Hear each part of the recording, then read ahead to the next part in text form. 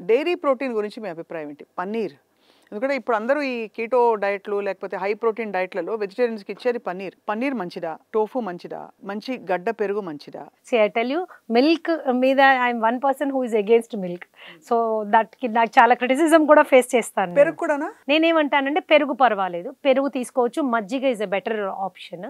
మీరు tofu is much better than paneer. ఎందుకు అని అడగండి. ఆ పనీర్ మేకింగ్ మెకానిజమ్స్లో కూడా చాలా తేడాలు ఉన్నాయి, స్టోరేజ్ మెకానిజమ్స్లో చాలా తేడా ఉన్నాయి.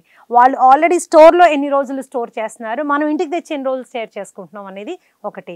పనీర్ విషయంలో నేనేం చెప్తాను, home made paneer is always best. అంటే మనమే పాలలో వినిగర్ శుభ్రంగా వేసి చేసి దాన్ని చేసుకోవచ్చు. పనీర్ మేకింగ్కి మంచి చిన్న చిన్న ఎక్విప్మెంట్ కూడా దొరుకుతుంది మనకి, we can do that. Soya paneer is always best. Tofu ఎందుకంటే అది కంప్లీట్గా ప్లాంట్ ఆరిజిన్ కాబట్టి, fermented food, it is very good and easily digestible also. ఈ రెండు మనము ఆ విధంగా మనం తీసుకోవచ్చు.